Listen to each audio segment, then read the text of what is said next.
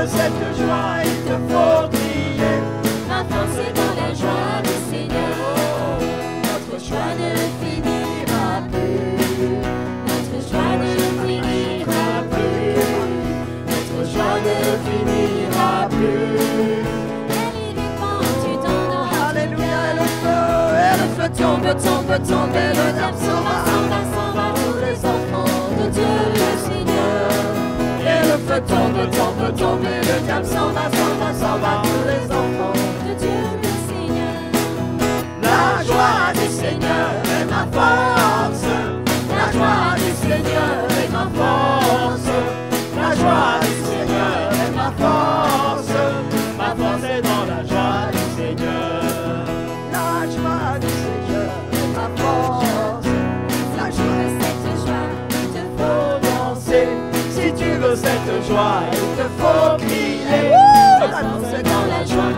Encore, notre joie ne finira plus. Notre joie ne finira plus. Notre joie ne finira plus. Elle est répandue dans notre cœur. Et le feu Tombe, tombe, tombe, et le diable s'en va. Tous les enfants de Dieu le Seigneur.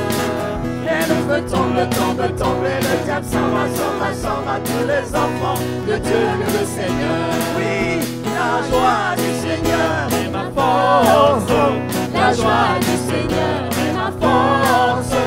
La joie du Seigneur est ma force. Ma force est dans la joie du Seigneur. Hey, la joie du Seigneur est ma force. La joie du Seigneur est ma force. La joie du Seigneur est ma force. Ma force est dans la joie du Seigneur. Alléluia.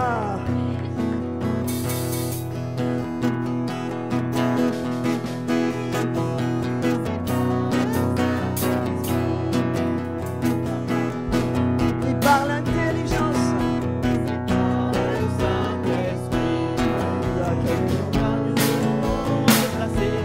Ça marche pas.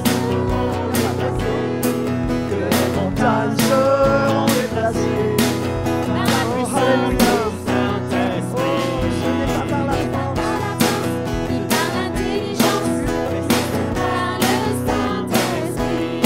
ce n'est pas par la force. Il parle intelligence, par le Saint-Esprit. Ce n'est pas par la force, Par l'intelligence, mais c'est par le Saint-Esprit que les montagnes seront déplacées. Que les montagnes seront déplacées. Que les montagnes seront déplacées par la puissance du Saint-Esprit. ce n'est pas par la force, ni par l'intelligence, mais c'est par le Saint-Esprit. Ce n'est pas par la force, ni par L'intelligence, mais c'est par le Saint-Esprit. les montagnes Seront déplacées, que les montagnes seront déplacées, que les montagnes seront déplacées par la puissance du Saint-Esprit. Ce n'est pas par la force, ni par L'intelligence, mais c'est par le Saint-Esprit. Ce n'est pas par la force, ni par L'intelligence, mais c'est par le Saint-Esprit. que les montagnes Seront déplacées, que les montagnes seront déplacées, que les montagnes seront déplacées par la puissance du Saint-Esprit. Alléluia.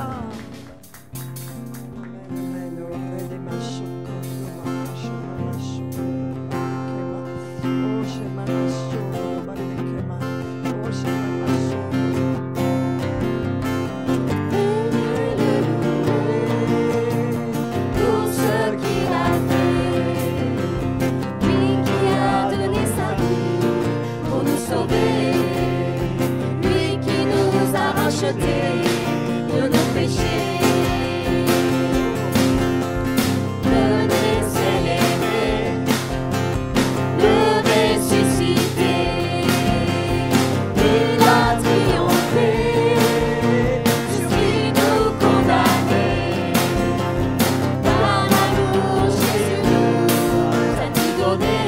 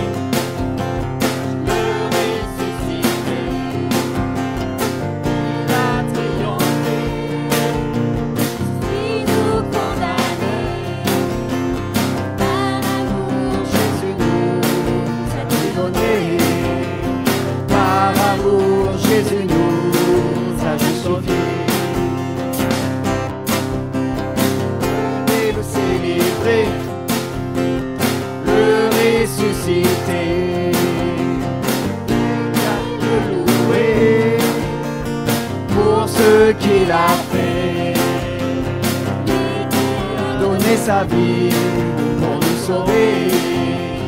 Lui qui nous a rachetés de nos péchés. Venez célébrer le ressuscité. Il a triomphé sur ce qui nous condamnait.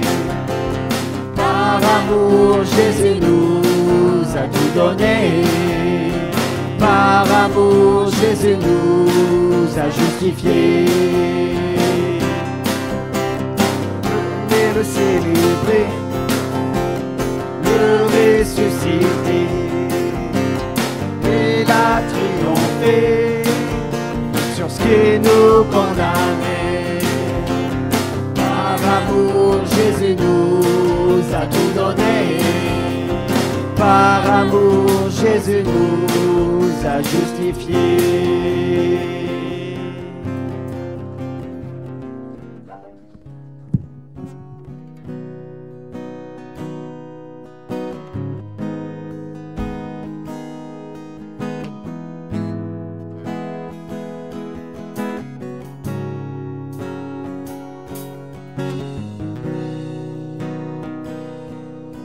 Le roi dans sa splendeur,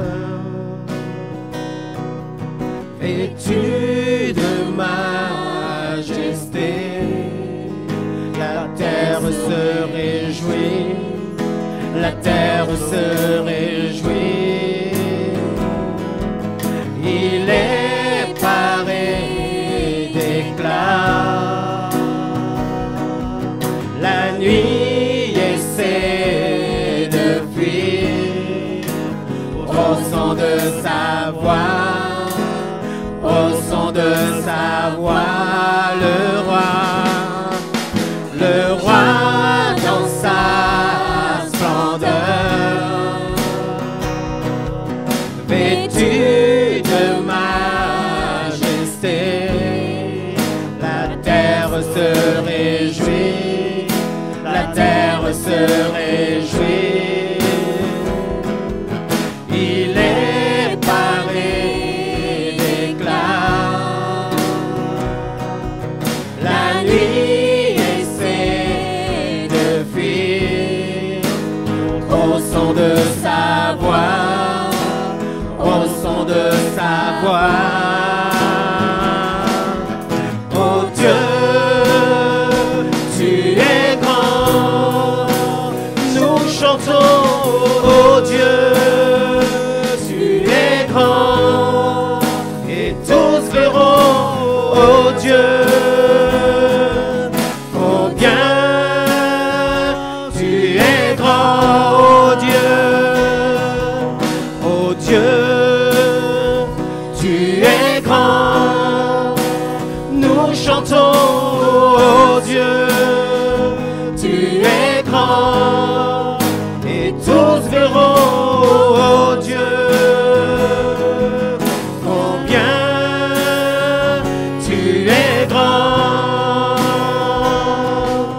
Car d'âge en âge il règne, les temps sont dans sa main, commencement et fin, commencement et fin. Le Père, le Fils, l'Esprit, Trinité divine, le lion et l'agneau, le lion et l'agneau. Oh Dieu, tu es grand, nous chantons, oh Dieu, tu es grand, et tous verront, oh Dieu, combien tu es grand, oh, le roi dans sa splendeur, le roi dans sa splendeur, vêtu de majesté, terre se réjouit, la terre se réjouit. Il est paré d'éclat. La nuit essaie de fuir au son de sa voix, au son de sa voix. Oh Dieu, tu es grand. Nous chantons, oh Dieu, tu es grand. Et tous verront, oh Dieu, combien tu es grand. Car d'âge en âge il règne. Les temps sont dans sa main.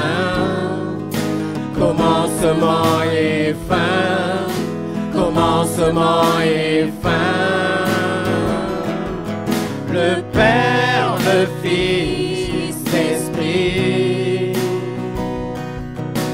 Trinité divine, le lion et l'agneau, le lion et l'agneau.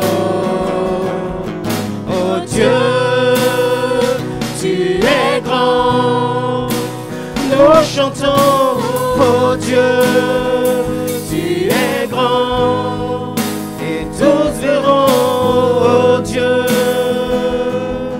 combien tu es grand, oh Dieu. Oh Dieu, tu es grand.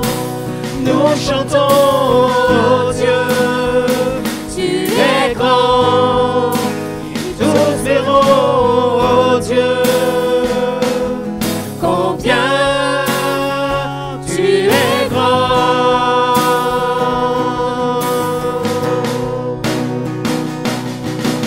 Le plus grand des noms, digne de louange. Mon cœur s'écrie, oh Dieu, tu es grand.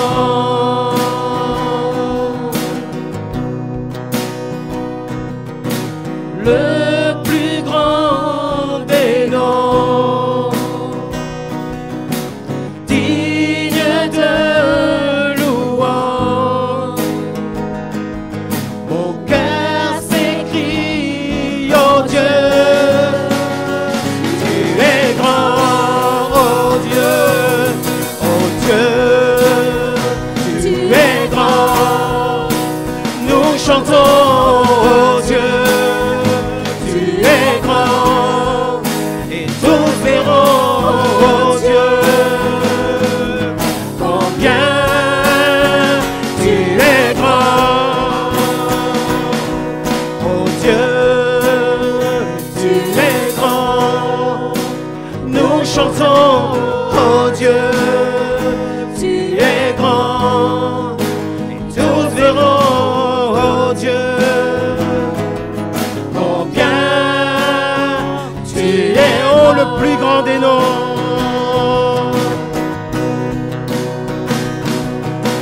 Le plus grand des noms,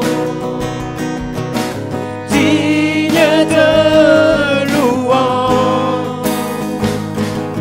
Mon cœur s'écrie, oh Dieu, tu es grand.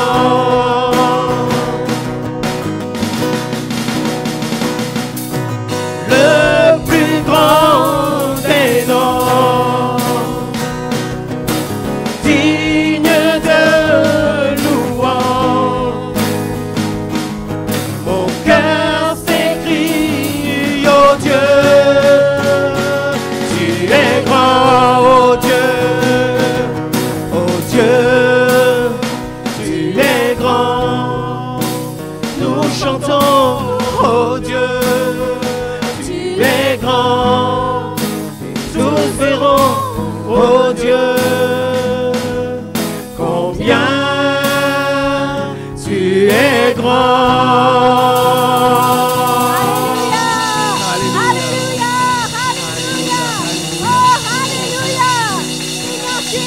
grand.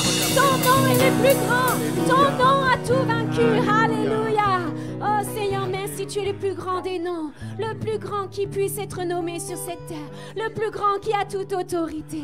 Et nous louons ta grandeur ce matin. Ton Église loue ta grandeur et ta puissance. Oh Seigneur, nous te disons combien tu es grand dans nos vies, dans nos circonstances, Seigneur. Alléluia, et nous te voyons à l'œuvre encore et encore et encore. Oh, alléluia, merci pour hier, merci pour aujourd'hui et merci pour demain. À toi la gloire, Seigneur, ce matin. Alléluia. Alléluia, Seigneur, merci. Il est un fleuve dans du cœur de Dieu. C'est un long fleuve d'un amour merveilleux. Je vais y boire, son amour me remplit, et sa victoire m'anime de l'esprit. Il est un fleuve coulant du cœur de Dieu.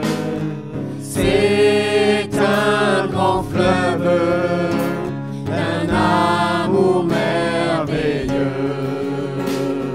Je vais y boire, son amour me remplit, et sa victoire m'anime de l'esprit.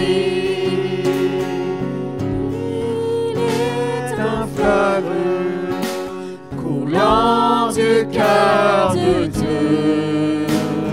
C'est un grand fleuve d'un amour merveilleux. Je vais y boire, son amour me remplit, et sa victoire m'anime de l'esprit. Il est un fleuve coulant du cœur de Dieu. C'est un grand fleuve d'un amour merveilleux. Je vais y boire, son amour me remplit, et sa victoire m'anime de l'esprit. Il est un fleuve coulant du cœur de Dieu. C'est un grand fleuve d'un amour merveilleux. Je vais y boire, son amour me remplit, et sa victoire m'anime de l'esprit.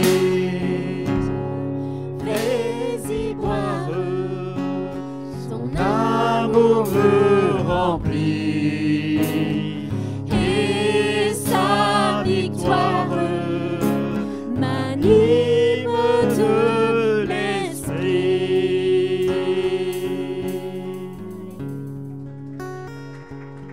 Alléluia, alléluia.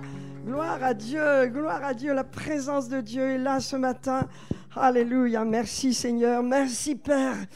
Gloire à Dieu, nous attendons à Dieu, nous avons chanté avec une telle foi, alléluia, sur le nom de Jésus qui est tout puissant, car notre Dieu est grand. Et ce matin encore, je voudrais qu'on prie, alléluia, on va prier pour Olivier, donc encore remercions Dieu pour le fait qu'il le relève, donc il est en soins intensifs à Clermont. Et il a eu des gros problèmes cette nuit, il a réopéré. Aujourd'hui, nous croyons que la main de Dieu se pose sur lui et que tout se remet en ordre. Seigneur, nous prions pour Olivier encore ce matin. Seigneur, nous te le remettons, c'est ton enfant.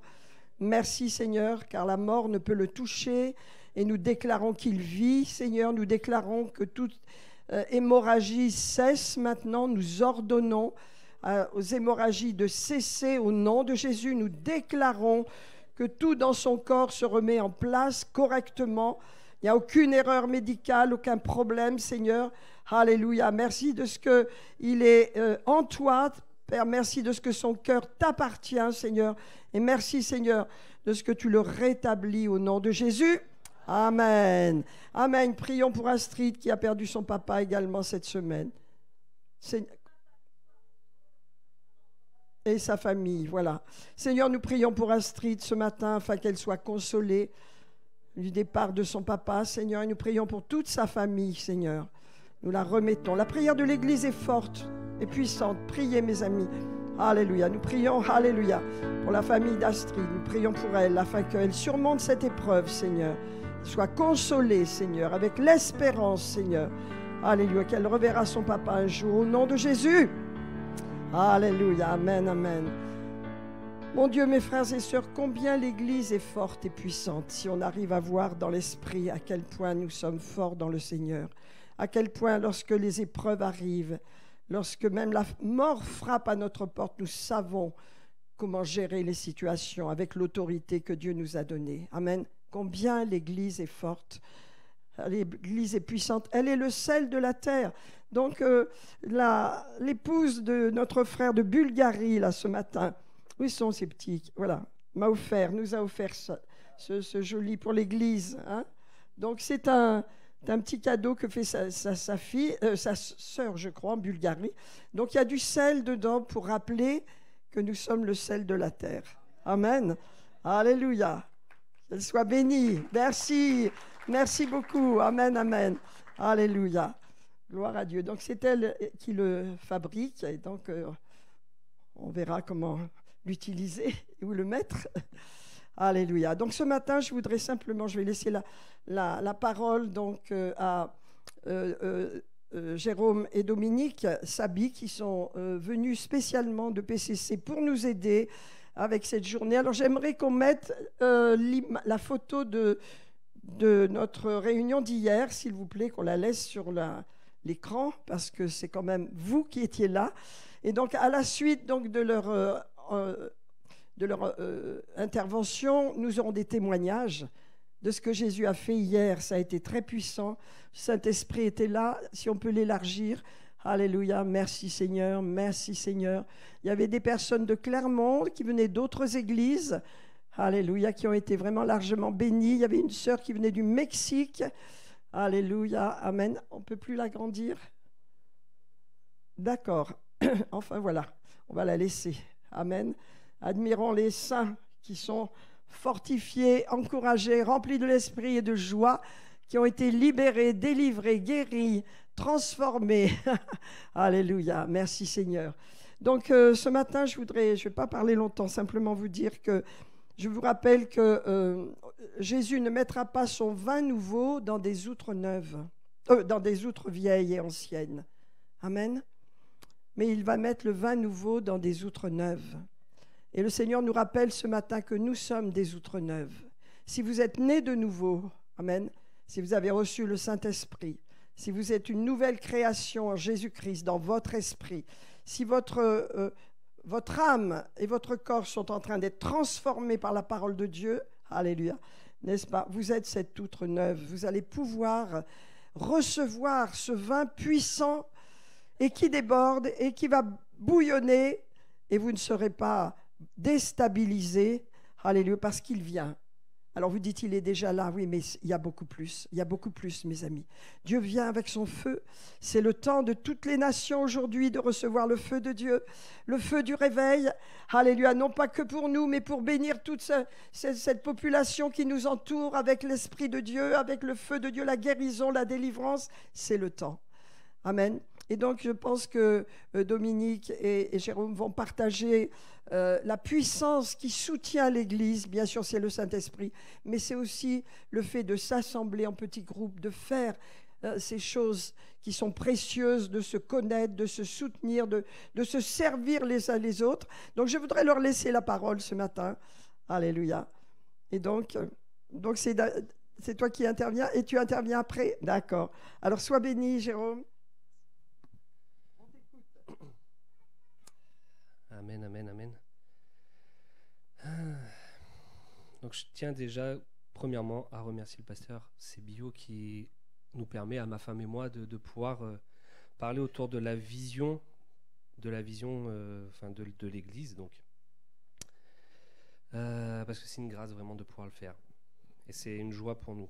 Je vais prier pour remettre l'instant vraiment entre les mains du Seigneur qui dirige toutes choses, parce que c'est important qu'il soit au milieu de nous, même s'il y est déjà. Sois glorifié, Seigneur. Vraiment, je déclare que dans cet instant, tous les cœurs sont disposés, que toute pensée fléchisse face à toi, Père Céleste, et je déclare que je suis un instrument entre tes mains. Ma femme et moi sommes des instruments entre tes mains. Nous nous abandonnons à toi, Père Céleste. Tu parles au travers de nos bouches, et vraiment, c'est de toi que viennent toutes choses, dans le nom de Jésus. Amen.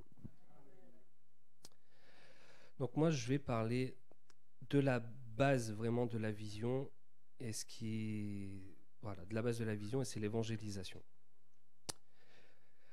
Donc, est-ce que vous savez que la plus vieille église existant sur cette terre, c'est l'église éthiopienne? Historiquement parlant, on peut le retrouver, même si vous regardez des livres historiques, des documentaires, on retrouve que l'église éthiopienne, c'est la première église qui existait, ou en tout cas, l'une des premières, si on parle aussi de celle qui a eu lieu à Jérusalem. Et donc, aujourd'hui, elle perdure encore. C'est encore une église puissante aujourd'hui. Même s'il y a eu des invasions, musulmanes, l'église chrétienne a toujours été puissante en Éthiopie. Et elle l'est encore aujourd'hui. On va voir d'où elle a commencé. Donc, je vous demanderai de prendre Actes chapitre 8, versets 27 à 35.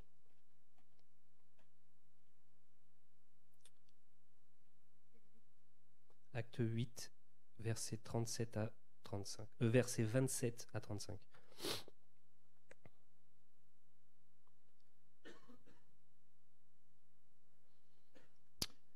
Et voici un Éthiopien, un eunuque, ministre de Candace, reine d'Éthiopie, et surintendant de tous ses trésors, venu à Jérusalem pour adorer, s'en retourner, assis sur son char, et lisait le prophète Ésaïe. L'Esprit dit à Philippe, avance et approche-toi de ce char.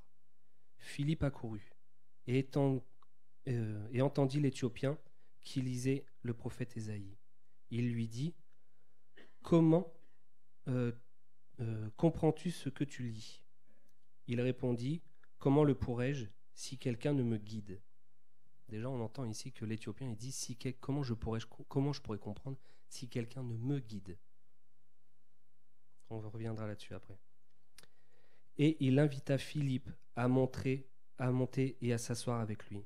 Le passage de l'Écriture qu'il lisait était celui-ci. Il a été mené comme une brebis à la boucherie, et comme un agneau muet devant celui qui le tond. Il n'a point ouvert la bouche.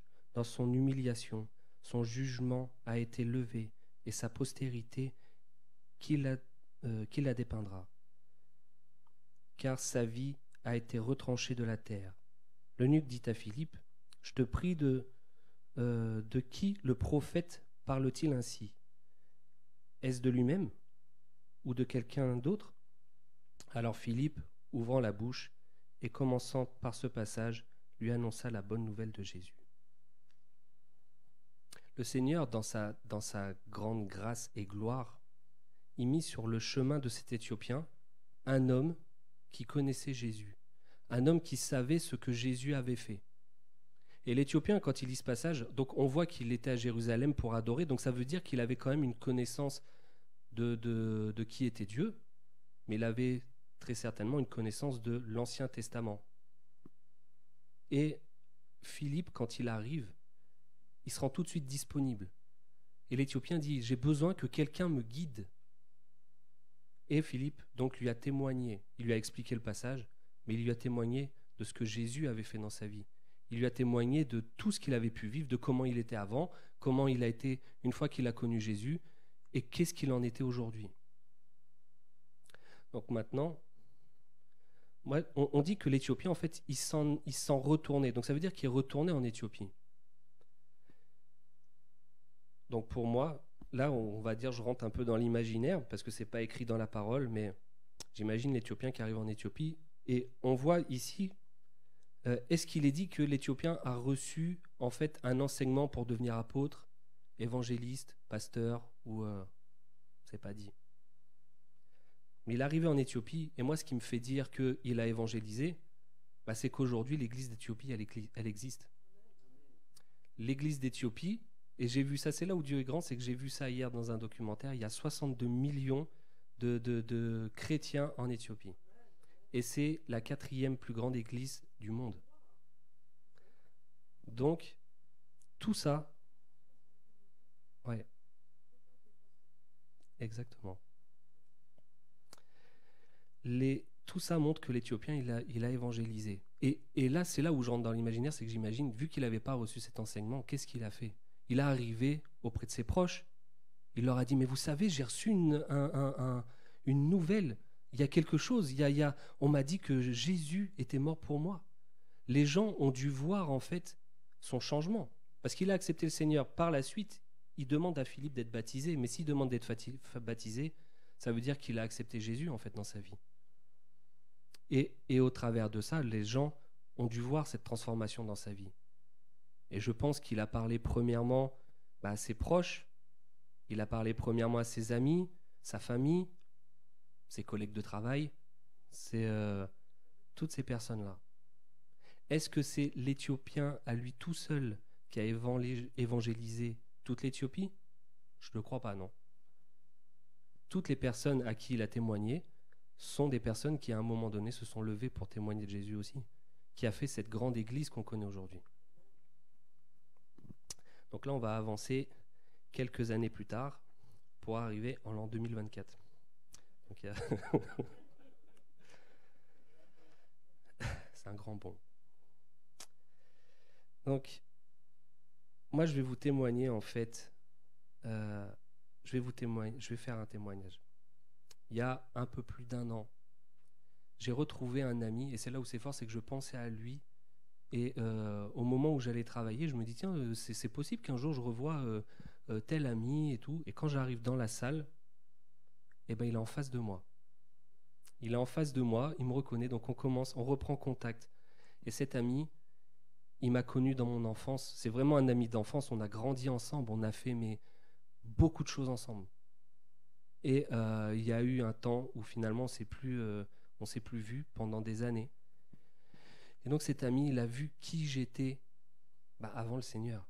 Il a vu que j'étais un enfant timide, que j'étais quelqu'un qui avait été brisé par sa famille, brisé par la vie, qui avait vécu des choses difficiles. Mais il a vu aussi la personne que j'étais aujourd'hui. Il a vu que j'étais quelqu'un qui était confiant, qui montrait, qui n'était plus timide justement. Donc on a pris ce contact. Et puis régulièrement, je buvais des cafés avec lui, on faisait des choses ensemble. Mais souvent, je lui montrais de l'amour. Et des fois, un jour, il me dit, mais tu sais, Jérôme, t'es passé par des choses tellement difficiles, je sais pas comment t'as fait pour t'en sortir, parce que franchement, d'autres n'y seraient pas arrivés, donc je comprends pas. Et je lui dis, mais en fait, c'est Jésus dans ma vie. C'est Jésus qui a changé ça. Donc il me dit, mais ah bon, Jésus? Je dis oui, moi je suis devenu croyant et je crois vraiment. J'ai accepté Jésus dans ma vie, il a changé des choses, il a arraché des choses. Donc on a continué à se voir. Mais à chaque fois qu'on se voyait, c'est pas à chaque fois qu'on se voyait que je lui parlais de Dieu. Mais il y avait une relation qui se tissait et qui est encore là aujourd'hui, qui s'est tissée jour après jour. Je lui ai proposé la prière, je l'ai encouragé. Et un jour, il me dit, mais tu sais, là où certaines personnes devraient me soutenir, là où certaines personnes, elles devraient être là à m'encourager, elles ne sont pas là, même ma famille, mais toi tu es là et tu me montres de l'amour, et ça je ne comprends pas. Mais je lui dis, mais c'est Dieu. Avant, j'étais pas comme ça. Je pouvais pas montrer de l'amour, je pouvais pas marcher comme ça à encourager les gens. Et un jour, il me dit, mais tu sais, j'aimerais apprendre à prier comme tu le fais. Comment on fait pour prier? Donc là, Bah, je lui dis, ça sera avec plaisir. Et donc je lui ai montré un peu comment je parlais à Dieu et quelle était ma relation avec Dieu. Au travers de toutes les fois où on s'est vu, en fait, il a vu ma relation avec Dieu. Il a vu cette relation qui transparaissait et ou transparaissait. Et il me disait, il était touché par ça. Donc des fois je lui parlais, mais des fois je lui parlais pas. Mais c'est quand je lui parlais pas que finalement il était touché, parce que c'est Dieu qui parlait au travers de moi en fait, parce qu'il savait que j'aimais Dieu. Et un jour je lui dis, tu sais, moi chaque mardi on se réunit dans un petit groupe, on est là ensemble les uns pour les autres. Alors oui, je te le cache pas, on parle de Dieu, mais par contre on s'encourage, on prie les uns pour les autres, on s'écoute, on a envie de passer du temps ensemble. Est-ce que tu as envie de venir dans ce groupe? Et il me dit, bah ok, ouais, je vais le faire. Alors j'ai bien senti qu'il le faisait parce c'était pour moi en fait qu'il le faisait, parce qu'il avait cette affection, mais il l'a fait. Et quand il est venu, eh ben, c'est là où il a donné sa vie au Seigneur.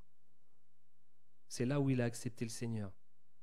Aujourd'hui, il ne marche pas totalement avec lui, parce qu'il vient tout juste de l'accepter, mais il a ce questionnement. Et en fait, moi je dirais, si je dois en fait résumer ce qu'est l'évangélisation, et c'est ce que j'ai fait pour mon ami finalement, c'est transmettre à une personne que l'on aime ce que l'on aime. Parce que j'aime Dieu, je vais lui transmettre. Et je ne vais pas arriver d'une façon religieuse. Je ne vais pas arriver en disant, la Bible dit que tu devrais faire ça. Le verset 1 Jean, mais les gens, ils nous prennent pour des fous quand on fait ça. Ils ont besoin de voir qu'est-ce que c'est de marcher avec Dieu et qu'on vit Dieu. C'est important pour eux et ça les interpelle, ça les choque de voir ça. Parce qu'ils ne s'imaginent pas ça. Que marcher avec Dieu, c'est faire preuve d'amour, c'est faire preuve d'attention. Et ça peut se faire. Je l'ai fait avec un ami d'enfance, mais ça peut se faire avec nos collègues de travail. Ça peut se faire avec toutes les personnes qu'on connaît et qu'on côtoie. Et c'est ça qui va les toucher. Et au même titre, en fait, que des fois, on a peur d'évangéliser, on a peur de parler de Dieu, parce qu'on a peur d'être jugé. Mais au même titre qu'on n'a pas peur, en fait, de dire, moi, j'ai une bonne recette, là, je fais tel plat, et tu sais ce que je mets dedans? Je mets ça dedans. Et c'est ça qui donne du goût. Et on est content de le faire. Ou, t'as vu, j'ai du muscle. Mais c'est parce que je vais à Basic Fit. Je t'invite, viens. Et on va le faire. On va inviter son ami à la salle de sport. On va l'inviter à faire du foot. On va l'inviter à faire des activités qui passent aux yeux des gens. Mais par contre, parler de Dieu, ça va être compliqué. Non, en fait. Moi, dans ma tête, je me dis, Dieu fait partie de ma vie. Donc forcément, ça va transparaître. Des fois, c'est compliqué de parler comme ça, de but en blanc, mais c'est aussi nos actes qui vont parler. Parce qu'on va être intentionnel avec les gens, avec nos collègues de travail, un petit café, être à leur écoute. Ne serait-ce que ça, être à leur écoute et avoir une parole d'encouragement, toujours une parole d'encouragement. Et ça touche le cœur des gens. Donc, pour conclure mon message, je dirais que parce qu'on aime Dieu, on doit vouloir en fait le transmettre aux personnes qu'on aime. On doit vouloir le transmettre, ça doit être vraiment une passion. Pour moi, Dieu est ma passion. Et j'ai pas honte de dire que j'aime Jésus. Des fois, les gens me regardent avec des yeux ronds. Parce que quand je leur dis j'aime Jésus, comment ça, Jésus? Non mais j'aime Jésus. Et peu importe ce que tu penses. Et finalement, c'est ces personnes-là qui vont des fois être le plus surpris, qui vont être le plus touchés. Donc voilà, et le groupe de maison, la cellule de maison est vraiment ce levier. Parce que mon ami, je lui parlais, pour autant, mais il n'avait pas encore accepté le Seigneur.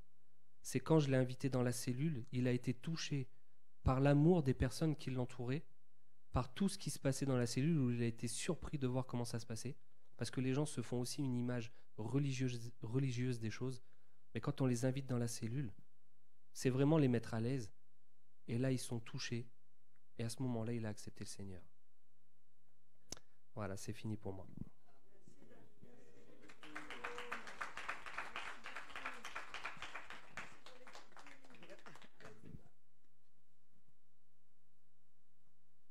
Bonjour à tous. Alléluia. C'était puissant. Oh. Bon, ben maintenant, moi, c'est à mon tour. Seigneur, tu es avec moi. Seigneur, Père de gloire, Saint-Esprit, tu prends toute la place. Tu me fortifies.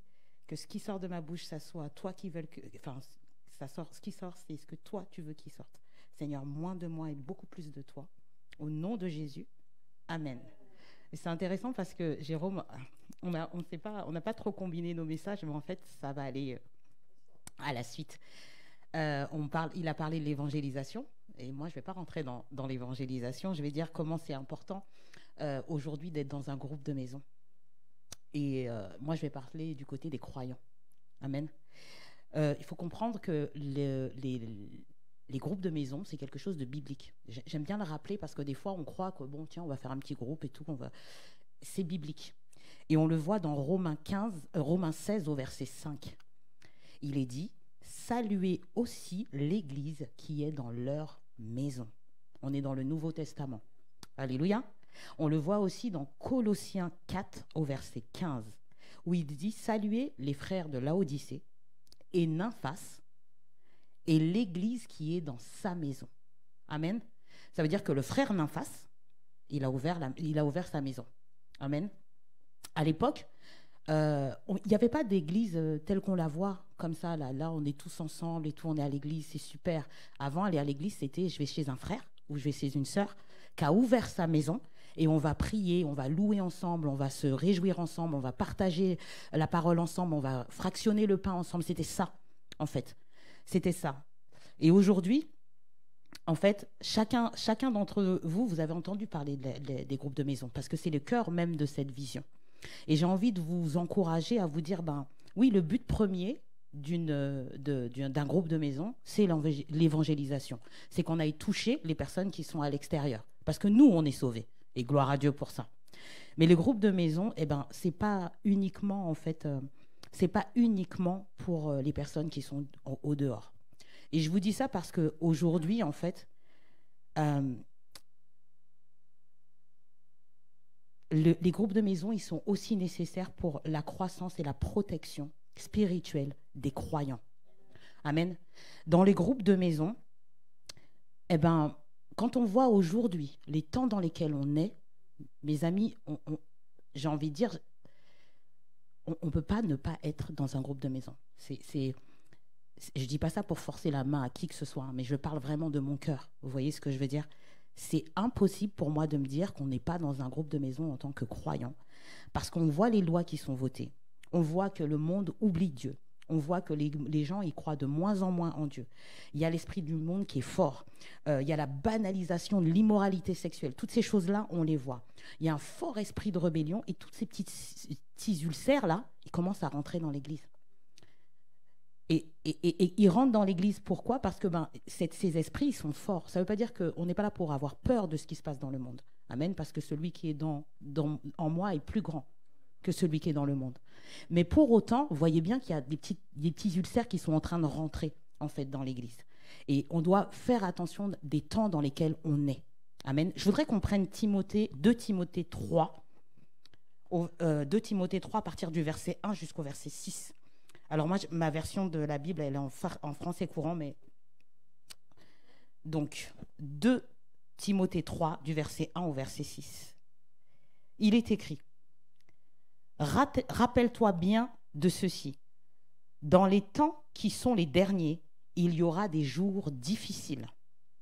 En effet, les gens seront égoïstes, amis de l'argent, vantards et orgueilleux. Ils feront insulte à Dieu et seront rebelles à leurs parents. Ils seront ingrats et sans respect pour ce qui vient de Dieu. Ils seront durs, sans pitié, calomniateurs, violents, cruels et ennemis du bien. Ils seront traîtres, emportés et enflés d'orgueil. Ils aimeront le plaisir plutôt que Dieu. Ils garderont la forme extérieure de la foi, mais ils en rejetteront la puissance. Détourne-toi de ces gens-là. » quand il est dit qu'ils garderont l'aspect extérieur de la foi, c'est que c'est des gens qui croient en Dieu. Hein. Mais ils en rejettent la puissance. C'est tellement puissant ce qui est dit là. Ça veut dire que, pourquoi il est parlé des gens du monde, mais aussi des gens de l'Église. Amen. Donc, on a besoin d'être ensemble. On peut pas... C'est primordial, en fait, dans la vie chrétienne, d'être ensemble. On est d'accord ? Peut-être que vous vous dites, mais moi, je viens à l'église tous les dimanches. Et gloire à Dieu, c'est merveilleux, continuez. Okay ? Si vous posiez la question à vous dire, est-ce que je dois venir tous les dimanches ? La question, c'est non négociable, comme dit notre pasteur. Venez à l'église, parce qu'on en a besoin. Mais aujourd'hui, avec les temps dans lesquels on est, l'église, le dimanche uniquement, c'est plus suffisant. Ce n'est plus suffisant. Okay ? On a besoin vraiment que les GDM ils viennent compléter nos cultes du dimanche. Pourquoi ? Parce qu'on a besoin d'être fort, on a besoin d'être enseigné, on a besoin d'être bâti en Christ. La Bible nous dit c'est précepte sur précepte. Amen. On a besoin d'entendre et réentendre, on a besoin de s'entraîner, on a besoin de se soutenir.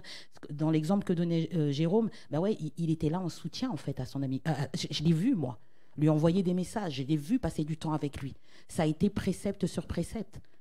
Et il lui a démontré de l'amour. Mais nous, en tant que chrétiens, pour pouvoir donner ça, on doit nous-mêmes déjà se remplir. Et se remplir le dimanche, gloire à Dieu. Continuez à venir vous remplir le dimanche, mais ce n'est pas suffisant. Les temps dans lesquels on est, si tu n'es pas un chrétien qui se lève, qui se bat, qui prie, qui en veut, si tu n'es pas violent dans l'esprit, tu vas te faire happer. C'est la vérité. On a besoin vraiment d'être d'être ensemble et de se bâtir ensemble. Amen. Être bâti, on va le voir dans être bâti, c'est le fait aussi de poser des questions à ton leader. Ok ? Ton leader, il est là, il est comme toi, il grandit. Hein. Dieu le fait grandir aussi, hein, il ne connaît pas tout. Mais s'il est leader, c'est qu'il a quelque chose. Amen. Quand tu te bâtis, tu vas avoir des questions et c'est normal. Moi, je m'en rappelle, je posais plein de questions à mon leader. Pourquoi ci, pourquoi ça ? J'ai peur de prier, j'ai peur. Moi, j'avais peur. C'est la vérité, j'avais peur. Mais j'avais envie de servir Dieu. Je voulais faire quelque chose. Je voulais apporter ma pierre à l'édifice. Le moindre truc qu'on me demandait de faire, j'étais en joie. Même si on me disait, Dominique, tiens, tu pourras ramener des essuie-tout. Oui, j'étais en joie. Vous comprenez, parce que je voulais servir mon Dieu. Et puis, je posais des questions. Amen. On va le voir dans Matthieu 4. Amen. Et Matthieu 24, pardon, verset 3. Il est écrit dans la Bible, alors là, c'est la version Louis II. Et les disciples vinrent en particulier lui faire cette question. Et je vous dis ça, pourquoi ? Parce que, en particulier, le dimanche, on est là tous rassemblés. On ne peut pas interagir comme ça. Là. Alors, qu'est-ce que tu en penses, toi ? On ne peut pas faire ça, parce qu'on est pendant un moment de culte. Mais pendant le CDM, tu peux venir en particulier, venir poser des questions à ton leader. Et tu vas être bâti comme ça, parce que tu vas avoir réponse à tes questions. Et si ton leader n'a pas la réponse, il va se renseigner. Vous voyez ce que je veux dire ? Mais tu peux venir en particulier. Et c'est important, le particulier. En d'autres termes, tu es dans l'intimité, tu es proche. Amen. Le Seigneur, il avait des proches avec lui. On ne peut pas, quand il y a des chrétiens qui nous disent « Ouais, mais moi, je crois en Dieu, je suis chez moi. » Jésus lui-même, il avait 12 apôtres, 12 disciples. Toi, tu ne peux pas être tout seul. Parce que tu vas te faire happer. Et les groupes de maison, ils viennent apporter ça. Ils viennent apporter le soutien, ils viennent apporter l'aide. Oui, tu vas être enseigné et puis tu vas être challengé. Amen. Tu vas être challengé. Il y a des choses, moi, aujourd'hui, j'aurais jamais pensé que je parlerais là. Mais c'est parce qu'à un moment donné, j'ai appris, et j'ai appris, et j'ai appris, et j'ai appris. Et Dieu a regardé ma fidélité. Et puis, il m'a donné, il m'a donné, il m'a donné. Et il m'a fait sortir, en fait, de ma zone de confort. Quand, en fait, vous êtes leader, vous sortez de votre zone de confort. Mais c'est pas grave. On ne vous demande pas d'être des leaders parfaits. Moi, je ne suis pas parfaite. On vous demande d'avoir un cœur. Et de se dire, ce que moi je vis, ce que moi je reçois, j'ai envie en fait de le redonner aux autres. Parce que, comme disait Jérôme, j'aime Dieu. Je vais dire aux gens que j'aime Dieu. Tout simplement en fait. Et ça veut dire qu'on a besoin en fait de grandir. Et grandir, pour moi en tout cas, c'est servir. Ça veut dire que grandir, c'est servir. Et c'est servir dans ton groupe de maison. Peut-être que tu peux faire la prière de début. ou la prière de fin. Peut-être que tu peux prier pour les besoins. Peut-être que tu peux faire la louange. Et puis tu vas me dire, ouais, mais moi, je ne sais pas chanter. Gloire à Dieu. Dieu, on ne veut pas des chanteurs, on veut des gens qui louent. Dieu, il ne vient pas écouter des voix, il vient écouter des cœurs.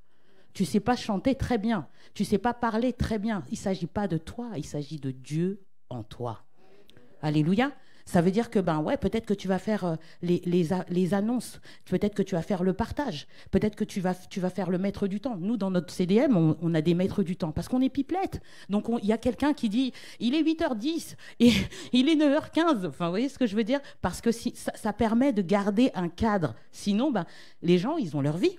Vous comprenez? Moi, j'ai la mienne aussi de vie. Les gens, ils ont leur vie. Eh bien, on a même un maître du temps. Et on le fait avec beaucoup de joie. Ce n'est pas quelque chose de rigide, mais on se dit, parce qu'on commence à 19h, on est censé finir à 20h30. Mais comme on est pipelette, moi la première, on finirait trop tard. Et les gens, il ne faut pas que ça finisse trop tard parce que les gens, ils ont leur vie. Il y a des gamins qui vont à l'école. Vous voyez ce que je veux dire? Donc, on met un maître du temps. Mais tu peux être maître du temps. Ce n'est pas compliqué de dire il est 19h30, il est 19h45. Vous voyez ce que je veux dire? Mais t'apportes en fait quelque chose. Tu as une contribution. Et le maître du temps, pour nous, il est important. Vous voyez ce que je veux dire? Celui qui va faire la prière du début, c'est important parce qu'il remet l'instant dans les mains du Seigneur. Celui qui va faire la prière de fin, c'est important parce qu'il va prier pour que l'autre, tout ce qu'on a parlé, ça soit reçu, ça soit gardé. Donc, chacun a son importance. Il y a des personnes qui louent. Moi, dans mon CDM, il n'y a pas de « je fais rien », ça n'existe pas. Je laisse les gens petit à petit. Tu viens une fois, 2 fois, 3e fois, tu fais quelque chose. Vous voyez ce que je veux dire? Parce qu'on rentre dans le train comme ça. OK? Et les gens, ils vont peut-être commencer par le maître du temps. Et ce n'est pas grave. Et après, aujourd'hui, j'ai des gens qui me disaient « Mais Dominique, jamais je louerai. » Quand je leur dis « Tu loues ?» « Oui, super !» Vous voyez? Parce qu'ils sortent de leur zone de confort. Amen. Et nous, on a besoin vraiment de se dire « OK, moi, qu'est-ce que je peux apporter? OK, mais surtout, j'ai besoin, moi, d'être bâti. Il faut que les chrétiens soient bâtis, il faut qu'on soit fort. Il faut qu'on soit fort pour aider les autres. Amen. Alléluia.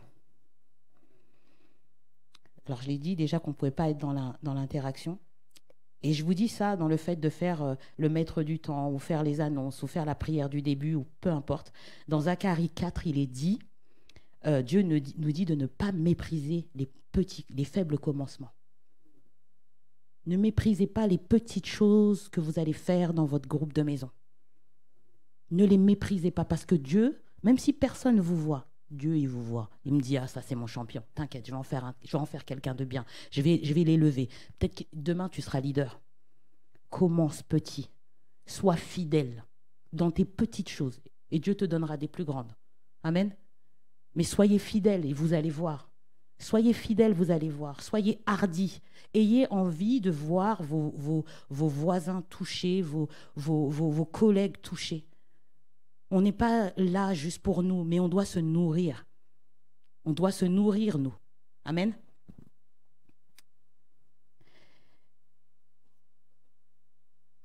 Quand on parle encore de ces temps, on voit dans Matthieu 24 au verset 6, « Vous entendrez parler de guerre et de bruit de guerre. Gardez-vous d'être troublés. » Verset 7, « Une nation s'élèvera contre une nation. » Verset 8, alors j'ai raccourci. Verset 8, « Tout cela ne sera que le commencement des douleurs. » Verset 9, « On vous livrera au tourment et on vous fera mourir. Et vous serez haïs dans toutes les nations à cause de mon nom. » C'est les temps dans lesquels on est encore en train de rentrer. C'est pour ça que je vous dis qu'on doit être fort. Matthieu, au chapitre toujours 24, versets 4 à 5, « Prenez garde », j'aime ce verset, « Prenez garde qu'on ne vous séduise, car viendront en mon nom, disant que c'est moi le Christ, et ils séduiront beaucoup de gens. » Les chrétiens sont séduits aujourd'hui. On est séduits parce qu'on n'est pas assez fort. Séduits parce qu'il y a plein de choses qui se passent sur Internet. Je ne suis pas en train de dire que tout ce qui est sur Internet est mauvais. Attention. Je ne suis pas en train de dire que toutes les églises sont mauvaises. Attention, ce n'est pas ce que je suis en train de dire. Je suis en train de dire qu'on doit faire attention. Parce qu'il y a un esprit de séduction qui est fort. Mais quand tu vas être dans un groupe de maison, tu vas apprendre à être affûté. Tu vas apprendre à avoir du discernement. Et puis tu vas être surtout attaché à ton église parce que tu dépends d'une église. Tu as une église, eh ben, il y a des programmes dans ton église. Eh ben, suis les programmes de ton église et tu vas voir que tu vas être affûté, que tu vas avoir le discernement, que tu vas être protégé de la séduction. Tu n'auras pas besoin d'aller regarder ce qui se passe chez Pierre-Paul Jacques sur Internet parce que tu viens te nourrir là où tu es. Frères et sœurs, vous êtes dans une bonne église. Ça ne court plus beaucoup les rues. Les programmes qui sont dans vos églises, je vous encourage vraiment à vous y attacher. On est dans des temps où c'est difficile. Il y a plein de gens qui s'élèvent en tant que pasteurs, prophètes, tatati, tatata, et ils sont pas. C'est des personnes qui emmènent des gens dans la perdition, en fait. Donc, c'est important de se dire, on a besoin de se dire, je retourne en fait à la source. La source, c'est les groupes de maison. C'est ça la source. L'église primitive, c'est l'église des groupes de maison. On ne sait pas demain si... Je ne prophétise rien. Ce que je veux dire, c'est qu'on ne sait pas demain quelle loi sera votée. Vous voyez ce que je veux dire? Il faut croire qu'on doit prier pour nos autorités, hein, pour que justement... Mais demain, eh ben, on ne sait pas si on va nous interdire en fait, d'avoir des églises telles que là. Vous comprenez? Donc, c'est important d'avoir des églises de maison. Vous le voyez en Chine, dans certains pays comme ça, c'est que des groupes de maison. Vous voyez ce que je veux dire? Pourquoi? Parce que, eh ben, on leur a interdit en fait de s'assembler. Et s'il n'y avait pas les groupes de maison? Pendant le Covid, s'il n'y avait pas les groupes de maison? Il y a les églises ont dû fermer leurs portes hein, à cause de la pandémie. Et je dis merci Seigneur pour le Zoom, merci Seigneur pour le groupe de maison, parce qu'on sait ce qui nous a tenus. Moi, si je n'avais pas de groupe de maison, nous, notre église, elle est loin. On est à plus de 4 heures de notre église. Si on n'avait pas le groupe de maison, je vous assure, je ne pense pas que je serais encore chrétienne. Je le dis honnêtement. Puisque je ne peux pas aller tous les dimanches dans mon église. Ce n'est pas possible. Je ne peux pas faire tous les dimanches 8 heures de route. Ce n'est pas possible. Pourtant, c'est là où Dieu m'a envoyé. Moi, j'ai grandi spirituellement dans un groupe de maison. C'est ce qui m'a bâti, en fait. Si je n'avais pas mon groupe de maison, je ne sais pas ce que je serais devenue. Vous voyez? Aujourd'hui, dans le groupe de maison, être leader de groupe de maison, ça me permet d'arrêter de regarder mes petits bobos. Puisque j'ai d'autres choses à faire. Parce que je suis plus intéressée de voir mon frère, ma sœur bien, en fait. Ça ne veut pas dire que je nie ce qui m'arrive. Vous comprenez? Bien sûr que je vis des choses qui peuvent être difficiles comme chacun d'entre vous. Mais en fait, je ne reste pas sur moi-même. Mon cœur, il est pour les autres. Mon cœur, il est pour voir mon frère, ma sœur qui grandit, qui s'accroche au Seigneur, qui se bat. Vous voyez, c'est ça qui fait battre mon cœur. Et Dieu est tellement bon, il dit, occupe-toi de mes affaires. Il le dit dans la Bible, occupe-toi de mes affaires, moi je vais m'occuper des tiennes. Et c'est ce qu'il fait. Pendant que moi je suis en train de m'occuper de ses enfants, et des fois je prie, je dis, Seigneur, je perds aucun de ceux que tu m'as donnés, j'en perds pas. Ceux qui s'en vont, c'est que, ils ne devaient pas être là. Et c'est pas grave. Et on les bénit. Amen. On les bénit. On n'est pas là pour être en guerre avec les gens. On bénit les gens. Tu n'es plus là. Moi, je ne sais pas pourquoi tu n'es plus là. Je te bénis. Que Dieu te garde. Mais pour ceux qui sont là, mon cœur, il est pour eux. Moi, aujourd'hui, je ne peux plus être indifférente à un frère ou une sœur qui ne va pas bien. Vous comprenez? C'est important pour moi. Et c'est ça, le groupe de maison. Quand on a vu des gens s'éloigner, wow, tout le groupe était là. D'hommes, qu'est-ce qui se passe? Un tel ne vient plus. On prie. On ne sait pas pourquoi. On prie et on voit la personne revenir. Pourquoi? Parce qu'il y a tout le groupe qui se tient pour la personne. Et des fois, je leur dis, envoyez des petits messages, envoyez de l'amour. On pense à toi, tu nous manques, reviens. Et, vous voyez ce que je veux dire? Et la personne, des fois, elle ne répond pas. Je leur dis, c'est pas grave, continuez. Moi, je harcèle avec l'amour. Vous comprenez? Je harcèle les gens avec l'amour. Je les harcèle. Ça veut dire que ce n'est pas du style que je vais envoyer des messages tous les jours. Ça ne sert à rien. Mais je vais donner de l'amour. Et quand bien même on ne me répond pas, je continue. Et j'envoie. Et je dis, Seigneur, je sais que tu vas les toucher. Et j'envoie. Et les gens finissent par répondre. Les gens finissent par revenir. Moi, je l'ai vu dans mon groupe, des personnes qui repartaient parce qu'elles avaient été séduites. Et je continuais. Comment tu vas? Est-ce que ça va? Tu me manques? On a envie de te voir. Tu es toujours la bienvenue. Parce que les gens, après, ils ont honte. Ils savent ce qu'ils ont fait. Et on n'est pas là pour dire, ouais, t'as vu? T'as fait ça? Non. On leur donne de l'amour. Quand il revient, on est content. On fait comme le fils prodigue. On l'ouvre les bras. On dit, Seigneur, merci, il est revenu. Vous voyez ce que je veux dire? Et on lui redonne sa place. C'est ça, les groupes de maison. Moi, j'ai vu le groupe de maison prier pour moi quand moi, c'était moi qui n'allais pas super. Vous voyez ce que je veux dire? C'est tellement important. Dans les temps dans lesquels on est, on a besoin en fait d'être dans des groupes de maison pour être bâtis. Amen. Quand tu vas être dans un groupe de maison, tu vas célébrer les victoires avec ton groupe. Tu vas voir des miracles se produire. Tu vas voir des gens délivrés. Moi, j'ai vu des gens sortir d'une vie d'échéance à aujourd'hui, des gens qui servent le Seigneur. Vous voyez ce que je veux dire? C'est ça qui te tient. Parce que des fois, c'est pas toujours facile d'être leader. C'est pas toujours facile parce qu'il y a des luttes. Mais ça te tient quand tu vois les gens évoluer, quand tu vois quelqu'un quitter une addiction, quand tu vois quelqu'un sortir d'une mauvaise relation ou quoi, tu vois le Seigneur répondre à tes prières. C'est ça qui te tient. Le fait d'être en groupe de maison, tu vas voir tes prières exaucées, ça va muscler ta foi. Ça va t'apprendre à avoir confiance en Dieu. Tu vas gagner des territoires avec tes frères et sœurs. Vous voyez ce que je veux dire? Tu vas devenir violent dans l'esprit. Violent, c'est-à-dire que quel que soit ce qui se passe, ça va pas t'ébranler comme ça t'aurait ébranlé. Si vous êtes ensemble, vous êtes des guerriers ensemble. Moi, j'aime cette image du guerrier. Ok, ça va pas, non, allez, on y va. On est là, on y va, on prie. On prie, ça sert à rien de parler pendant 3 heures. On prie. Nous, on peut rien faire avec nos petites mains, mais on a un Dieu qui est puissant. Alors, on va ouvrir nos bouches et on va prier. Et on voit les choses changer. On voit les choses transformées. On a vu des gens, moi j'ai vu des personnes qui n'avaient pas de travail, trouver du travail. Des personnes qui étaient malades. On avait une sœur qui a eu un problème, elle a failli mourir, elle avait un problème cardiaque. On a prié pour elle. Le Seigneur l'a sauvée. Vous voyez ce que je veux dire? C'est ça le groupe de maison. Tu vas être affûté, tu peux pas ne plus être dans un groupe de maison. Je vous encourage à être dans un groupe de maison. Vous allez être challengé, vous allez être étiré. Chacun d'entre vous avez quelque chose à apporter. Un groupe de maison, ça ne peut pas être qu'un leader. Ce n'est pas comme avant où tu avais un leader et c'était une information qui était descendante. Et puis, toi, tu étais là, tu écoutais. C'est plus ça. Et gloire à Dieu pour ça, parce que ça soulage aussi le leader. Amen. C'est que chacun d'entre vous apporte quelque chose. Chacun d'entre vous a son utilité. Ne trouve pas que tu es inutile. Ne trouve pas que tu n'as pas de talent, c'est pas vrai. Dieu, il nous a donné à tous des dons et des talents. Et ton don et ton talent, moi, je ne l'ai pas. Ou il ne sera peut-être pas aussi affûté que le tien. Et donc, on a besoin de toi. Puis, dernière petite chose. Je l'ai eu vraiment fort dans mon cœur, donc je le dis. On a besoin des hommes. Messieurs, on a besoin de vous. On a besoin d'hommes qui se lèvent dans la mission et dans la vision. On a besoin des hommes, pourquoi?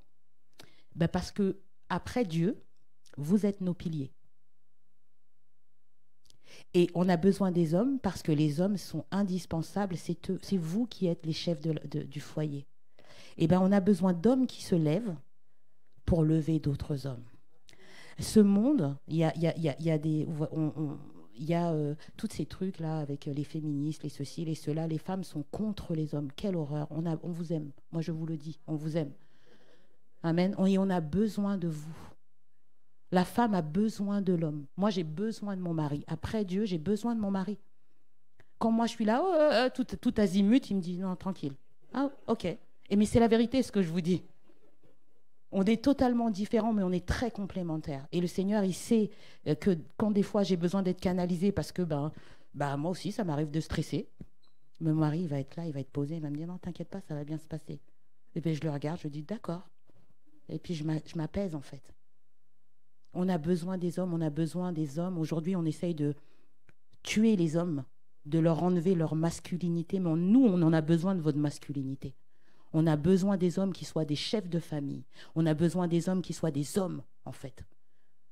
Et quand vous allez vous lever en tant qu'homme, en tant que leader, vous allez lever des hommes de ce monde. Et les femmes qui sont attisées par des choses diaboliques. On n'a plus besoin des hommes, les hommes sont ceux-ci, ce discours tellement mauvais sur les hommes, c'est vraiment diabolique, c'est vraiment démoniaque ça. On a besoin des hommes. Quand vous allez vous lever, vous allez lever des hommes. Et les hommes vont reprendre leur place dans cette société. Une société sans hommes, c'est une société qui est perdue.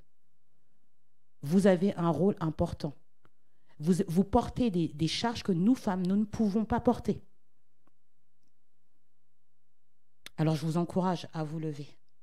Je vous encourage à venir voir pasteur et à venir dire, OK, moi, je veux me lever en tant qu'homme. Je veux me lever en tant que femme. Je veux au moins rentrer dans un groupe de maison. Et il y a des gens qui sont déjà dans le groupe de maison. Levez-vous en tant que leader. Vous avez peur? Très bien. Il ne s'agit pas de vous. Il s'agit de Dieu en vous. C'est Dieu qui va faire. Faites-lui confiance. Vous lui faites confiance pour vos enfants, pour tout. Faites-lui confiance aussi pour le fait d'être un bon leader. Voilà ce que j'avais à vous dire. Soyez bénis.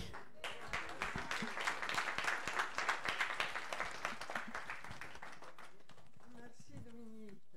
Merci à vous, pasteur. Oui, alors vous savez, après cet encourageant message, alléluia. Alors, je voudrais vous dire que donc nous avions beaucoup de groupes de maison. Il y a eu des problèmes, des changements, des gens sont partis, tout ça, comme tu as dit, on les bénit. Mais on a recommencé, donc c'est moi qui ai recommencé un groupe. On a un bon groupe et c'est vrai qu'on passe du bon temps. Hein. Mais j'ai dit, on se donne avant la fin de l'année, un autre groupe va naître, n'est-ce pas? Et donc, on a déjà une personne qui se lève comme leader, je crois, qui se prépare. Et donc, je vais ouvrir un autre groupe le mardi également. Hein.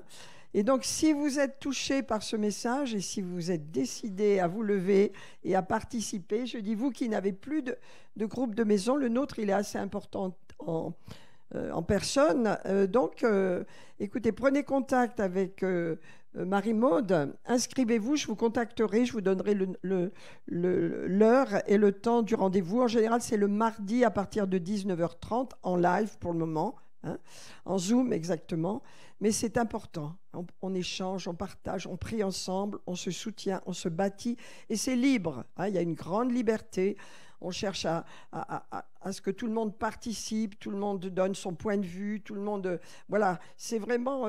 nous, on passe tellement de temps qu'on n'a pas quelqu'un qui s'occupe du temps, mais on va le faire. Hein, parce que des fois, on commence à 7h30, d'un seul coup, je vois l'heure, il est 9h30. Des fois, 10h moins le quart, parce qu'on passe du bon temps, vous voyez, ensemble. On se fait du bien. Alors, bon... et on a beaucoup de victoires, c'est vrai, beaucoup de victoires. Ne restez pas seul, c'est vrai. Je vais ouvrir un deuxième groupe de maison prochainement. J'espère que beaucoup d'entre vous allez me dire, moi je veux je veux entrer dans ton groupe. Parce que le but des groupes de maison, c'est aussi de faire lever des leaders pour que ensuite il y ait une personne qui prenne ma place et que je puisse ouvrir un autre groupe. Comme ça, et ensuite ça se fait automatiquement. Mais comme on redémarre, alors c'est moi qui dois donner le là ou le sol, mais après je passe la place à d'autres parce que chacun a des choses nouvelles à donner et on n'a pas tous la même qualité, les mêmes façons de voir, donc on s'apporte mutuellement. Amen. Alors je vous encourage, si vous êtes intéressé par ce qui s'est dit, à ne pas rester isolé, à ne pas rester seul. Et vous dites, bon, je vais organiser mon emploi du temps le mardi de 7h30. Moi, vous n'êtes pas obligé de rester jusqu'à 9h30. Hein. Vous pouvez rester 1 heure, mais participez. Hein. Donc, inscrivez-vous auprès de Marie-Maude. Elle est là. Hein. Et donc, prenez... Donc, tu passes les téléphones. Je vous recontacterai. Je vous donnerai, voilà, le rendez-vous parce que je ferai un mardi sur 2, hein, de façon à ce que tout roule. Donc, je vous encourage à prendre contact. Amen. Alors, ce qu'on va faire maintenant, si vous voulez, on va recevoir quelques témoignages de ce qui s'est passé hier dans toute cette journée. Vous savez, on a commencé à 9h du matin et on a fini vers 16h. Hein. C'était merveilleux. Il y avait une communion merveilleuse. Il y a eu des belles choses. Il y a eu des guérisons, des délivrances. Il y a eu des pleurs de joie. Il y a eu beaucoup de choses. Alors, est-ce que quelqu'un veut commencer par faire un témoignage? Que votre témoignage vraiment rende gloire à Jésus, ce qu'il a fait dans votre vie. Amen. Alors, c'est, oui, Philly, qui est venue avec 3 amis de Clermont. Hein, et vraiment, on sera heureux de vous entendre.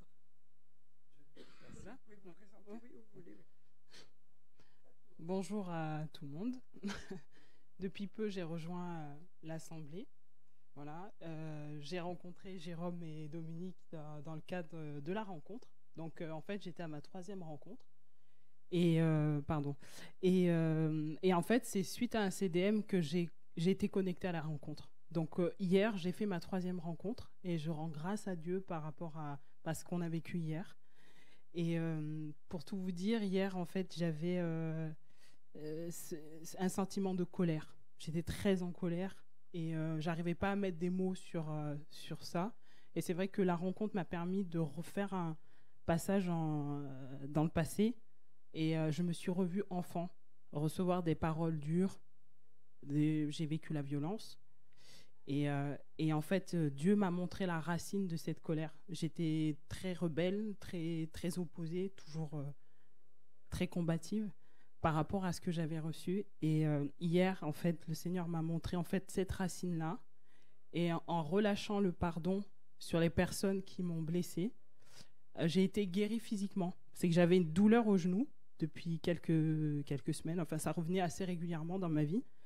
Et même quand je lisais la Bible, je voyais la Bible en trouble. Et là, je vois nettement, j'arrive à relire la parole de Dieu sans forcément forcer avec mes lunettes. Et voilà, et je veux rendre grâce à Dieu pour ce qu'il a fait dans ma vie. Parce que, et en témoignant ce matin, je veux sceller en fait ce que Jésus a fait dans mon cœur. Voilà. Merci. Soyez bénis, on apprécie. Amen, amen. Vous savez, c'est une clinique. Hein, donc ça veut dire, c'est la clinique du Saint-Esprit. Ça veut dire que, mes amis, on a tous des blessures, on a tous des problèmes. Et quelquefois, vous voyez, on revient jusqu'à l'enfance. Hein, il y a une session qui s'appelle la guérison intérieure, et où le Saint-Esprit révèle des choses qui nous tiennent, dont on ne connaît même pas la racine, et d'un seul coup, ça revient. Et à ce moment-là, on peut pardonner et on peut recevoir la guérison. Mes amis, on fait ça une fois par an, hein, la clinique du Saint-Esprit. Mais je vous encourage vraiment c'est l'an prochain, à participer et à surtout témoigner de tout ce que Dieu fait, parce que Dieu veut faire beaucoup de choses en nous. Hein. Il veut nous décaper, amen, qu'on soit vraiment bâtis, comme on nous a dit ce matin. C'est encourageant, vous voyez, ces paroles qu'on a reçues. Parce que les fruits de votre vie vont continuer d'éclore. Quand je pense au témoignage, au message de Jérôme, avec cette église d'Éthiopie, alors moi je ne savais pas cela, je sais qu'il y a beaucoup de chrétiens en Éthiopie, mais qu'il y a 65 millions de chrétiens. Alors nous, on est une population de combien ? 60 millions, 65 millions en France. Hein. Donc plus de chrétiens que chez nous, que de gens en France. C'est beau, c'est les fruits, c'est les fruits. Et vous avez aussi des fruits dans votre vie. Amen, l'Église porte du fruit. Alors, est-ce qu'il y a un autre témoignage ce matin ? Amen, témoignez de ce que Jésus a fait. Ayez du zèle pour Dieu. Amen. N'ayez pas honte. Oui, avec plaisir. Tu ne veux pas venir ? On veut te voir, Bruno. Tu es inspirant, on veut te voir. Non, je veux simplement remercier tout le monde parce que le Seigneur a vraiment pris soin de nous hier et remercier à la bienveillance des gens, tous les gens qui sont intervenus pour nous, pour les portes à fermer, pour tout ce qu'on a pu vivre, particulièrement pour ma fille au travers du divorce et de toutes les douleurs qui sont ressorties, qui ont eu besoin d'être verbalisées et soignées. Et puis gloire à Dieu pour ce qu'il a fait pour nous. Tout simplement, merci à tous. Je voulais simplement dire ça, voilà. Merci beaucoup. Merci Bruno, amen, amen. Vous voyez, fermer des portes, c'est spirituel. Hein, c'est vrai, ils sont passés par des épreuves, des douleurs familiales. Et ben, il y a des portes ouvertes, les jeunes sont blessés, il y a des souffrances. Et dans cette clinique du Saint-Esprit, le Seigneur a fermé des portes, même dans sa propre vie, à Bruno, et dans la vie de sa chère fille, Gloria, qui est merveilleuse. Donc voilà, est-ce qu'il y a d'autres témoignages ? Oui, Sandrine. Dieu a fait tellement de choses, de belles choses.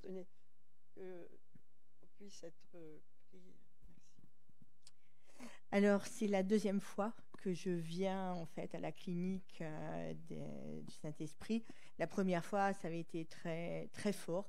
Et cette année, je dis, j'y vais parce que j'aime bien, mais il ne va rien m'arriver. Et c'était sans compter, en fait, sur le Saint-Esprit qui avait décidé, en fait, de pointer vraiment des douleurs, mais qui étaient très éloignées, qui étaient très profondes. J'avais des choses qui étaient remontées, mais je ne comprenais pas.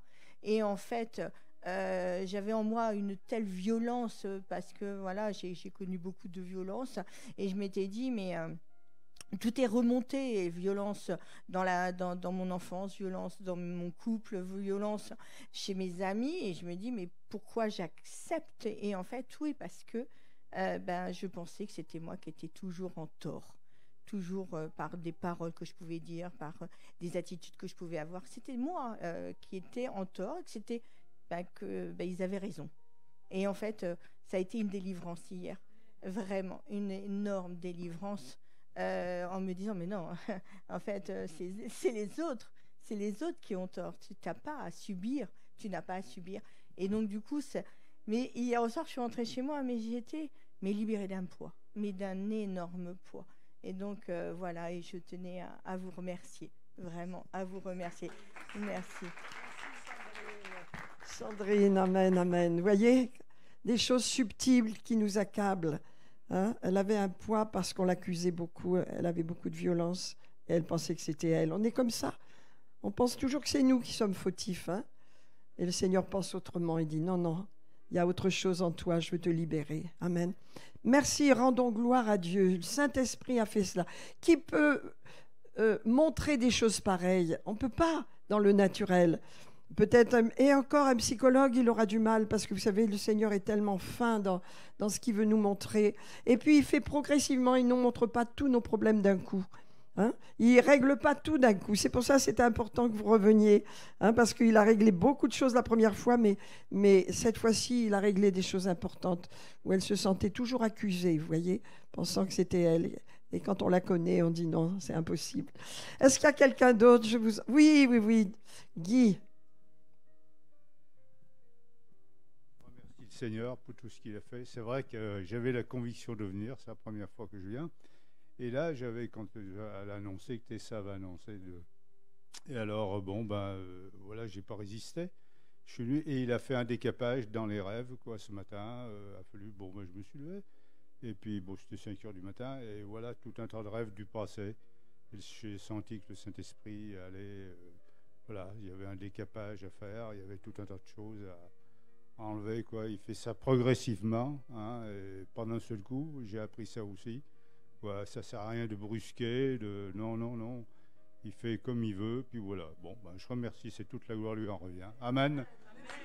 Et merci pour les pizzas aussi. Hein. C'est vrai. Alléluia, amen. Décapage, hein. Eh oui, Dieu a dû faire remonter des choses, mais il n'y a que le Seigneur. Hein. On aimerait bien écouter Edem, parce qu'on a la grâce d'avoir Edem au milieu de nous, et il était passionné hier. Hein.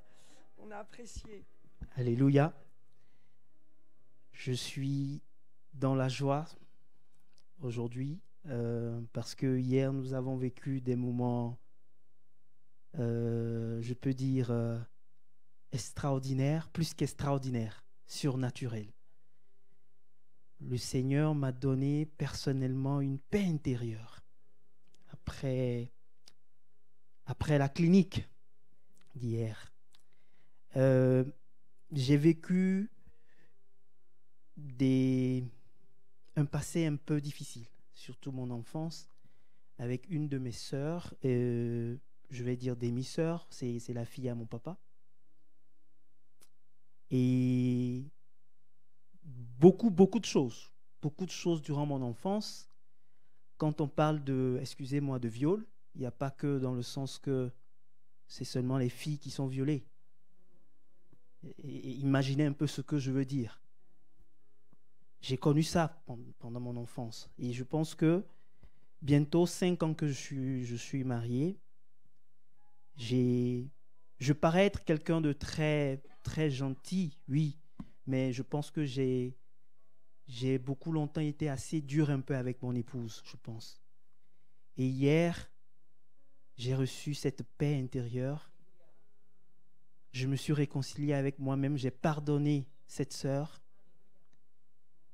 Et j'ai demandé au Seigneur de m'aider à porter un autre regard sur mon épouse et à l'aimer encore plus qu'avant. Et quand je suis rentré hier, je l'ai eu en visio, appel, vidéo. Et les mots qu'elle m'a dit ma foi, ça m'a tellement touché, et c'est le Saint-Esprit qui a agi.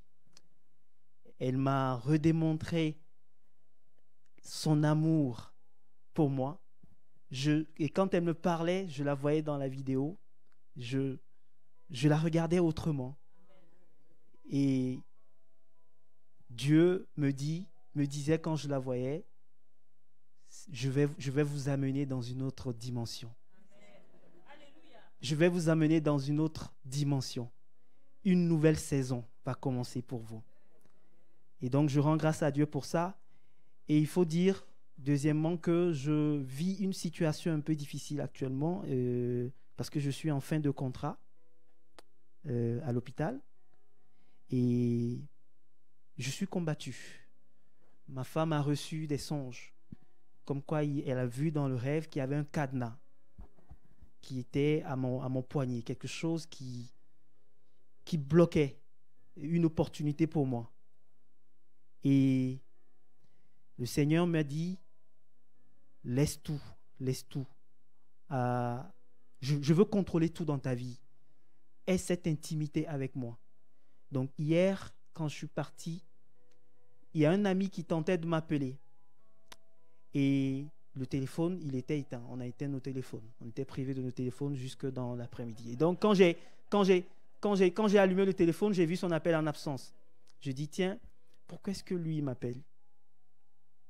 Et je prends le téléphone, je le rappelle. Il me dit, tu sais quoi, Edem, j'ai senti que ces derniers temps, tu passes des moments assez difficiles. Je connais un peu ta situation actuellement avec l'hôpital, parce que c'est quelqu'un qui a eu affaire à l'hôpital. Il a eu cette opportunité de venir en France. Et il m'a dit, voici ce que tu vas devoir faire. Il m'a donné des conseils. Et ça, vraiment, il m'a donné des conseils. Comment je dois devoir me comporter avec l'administration. Qu'est-ce que je dois leur dire?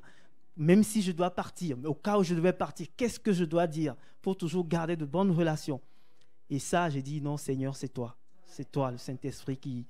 Et je l'ai vraiment remercié, cet ami. Et il m'a dit à la fin, continue pas à prier. Dieu va t'amener dans une autre dimension. Je suis donc là pour rendre gloire à Dieu. Merci beaucoup. Amen. Alléluia. Gloire à Dieu. Merci pour Edem. Donc on prie vraiment qu'il reste au milieu de nous parce qu'il y a une telle bénédiction et que ce cadenas vraiment soit brisé, que rien ne l'empêche vraiment d'entrer dans cette nouvelle saison.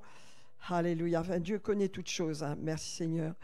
Mais on veut le soutenir encore, hein, parce que c'est dur d'être séparé de sa femme, ses enfants. Donc il est médecin, il sert le Seigneur à l'hôpital il sert les gens à l'hôpital de Vichy, il attend les résultats. Mais bon, nous l'Église, on le soutient, n'est-ce pas? Parce qu'il a une telle sincérité, une telle droiture de cœur que ça nous touche. Amen. Alors, est-ce qu'il y a quelqu'un d'autre qui veut... Oui. Viens.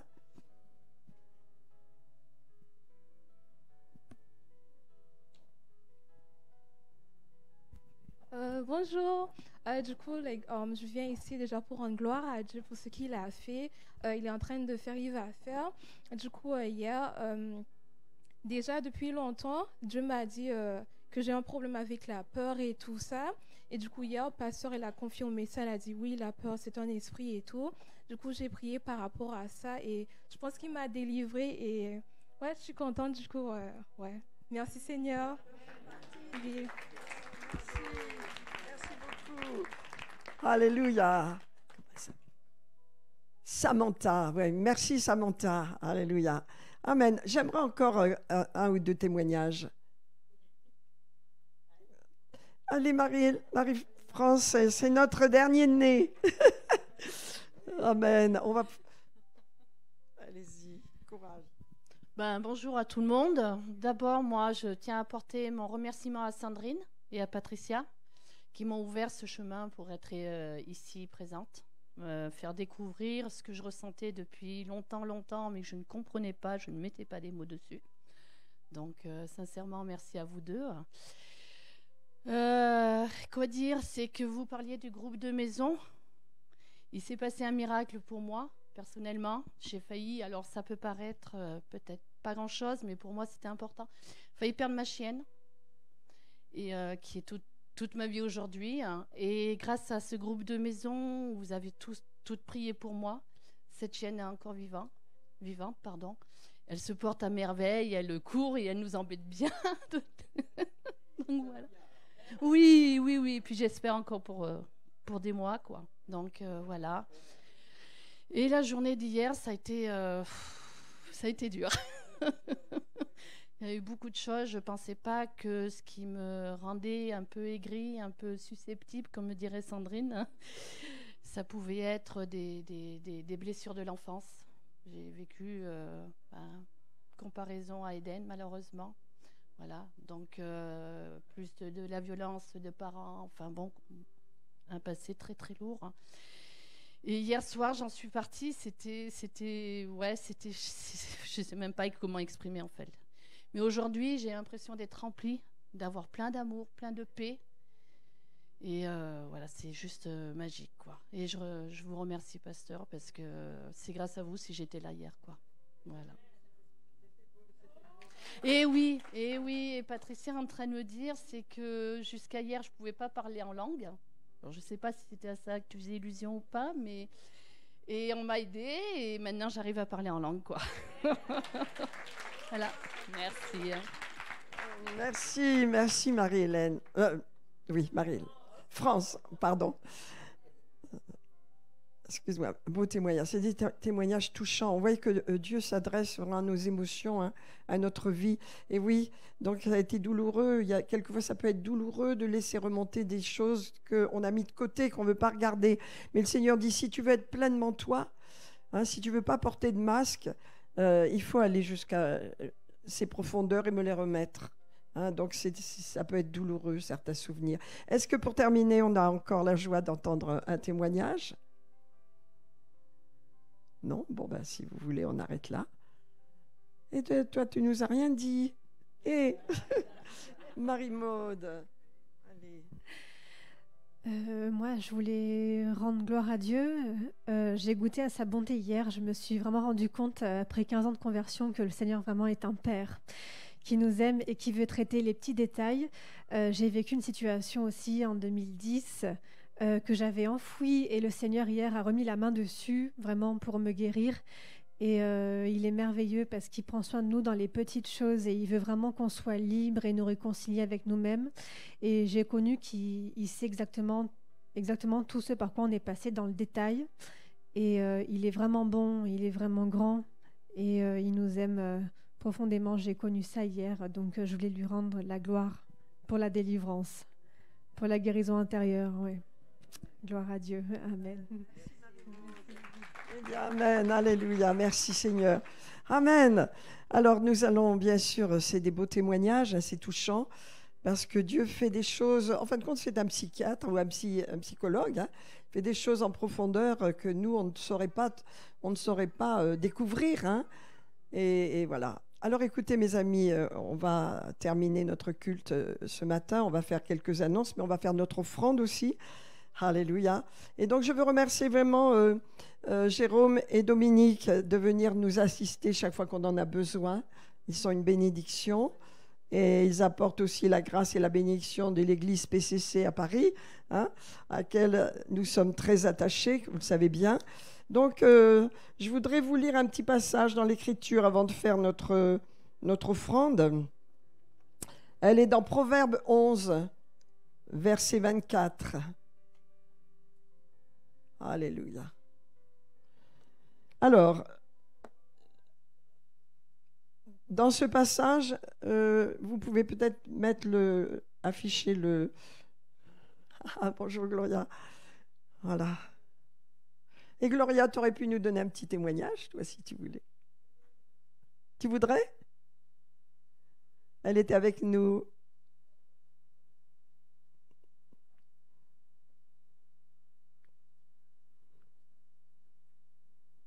Tu nous donnes un petit témoignage de ce que tu as vécu hier, non ? Oui, viens. Donc, c'est la fille de Bruno. Donc... Bonjour.